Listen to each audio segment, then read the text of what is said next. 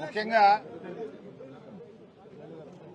నిన్న రేవంత్ రెడ్డి బావమరిది భాగోతాన్ని పొద్దున్నే బయట పెడితే సాయంత్రానికి రేవంత్ రెడ్డి గారు నాకు నోటీస్ పంపారు.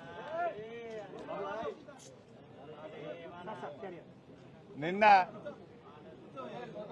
నోటీస్ కూడా ఎప్పుడు ఇచ్చారు? నిన్న రాత్రి దాదాపు 9 గంటల సమయంలో మా ఇంటి దగ్గర మా మెయిడ్కు నోటీస్ ఇచ్చి వెళ్లారు. నేను ఆ సమయంలో సిద్దిపేట నియోజకవర్గంలో నా ప్రజలతో వివిధ కార్యక్రమాల్లో పాల్గొన్నాను.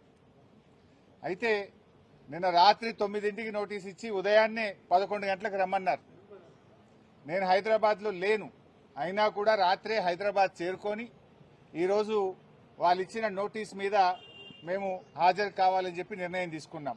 ఎందుకంటే మాకు చట్టాన్ని గౌరవిస్తాం, న్యాయ వ్యవస్థ మీద నమ్మకం ఉంది, తప్పకుండా వెళ్తాం. మేము ఏ తప్పు కూడా చేయలేదు, అందువల్ల భయపడము. ఈ రేవంత్ రెడ్డి తాటాకు చప్పుళ్లకు బెదిరే ప్రశ్నే ఉత్పన్నం కాదు. ఎందుకంటే ఇలా రేవంత్ రెడ్డి మాకు తెలుసు, నిన్న ఆయన బావమర్ది భాగోతాన్ని పొద్దున బయట పెడితే సాయంత్రానికి నోటీస్ పంపిండు. ఆ భాగోతం మీద కనీసం ఒక్క మంత్రి నుంచి స్పందన కూడా లేదు. ఎందుకంటే మేము అన్ని ఆధారాలతో నిజాలు బయట పెట్టినాం కనుకనే ఆ సమాధానం లేక డైవర్షన్ టాక్టిక్స్ కోసం ఈ నోటీస్ పంపిండని అర్థమైతా ఉంది. నిన్ననే చెప్పినాం మేము, ఈ దండుపాలెం ముఠ రేవంత్ రెడ్డి కేబినెట్ ఏ రకంగా వాటాలు పంచుకోవడంలో తన్నుకుంటున్నారో అన్ని విషయాలు బయట పెట్టాం.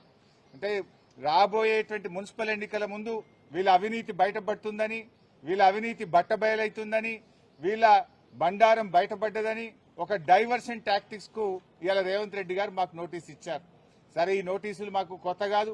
తెలంగాణ ఉద్యమంలో ఆనాటి సమైక్యవాద ప్రభుత్వాలు ఎన్ని కేసులు పెట్టినా, ఎన్ని మా మీద రకరకాల ఇబ్బందులు పెట్టినా కేసీఆర్ గారి నాయకత్వంలో మేము పోరాడినటువంటి ఒక కార్యకర్తలం, ఉద్యమకారులం. ఆ గత సమైక్యవాదులనే అనేక సార్లు మమ్మల్ని అరెస్ట్ చేశారు, అనేక వందల కేసులు పెట్టినారు.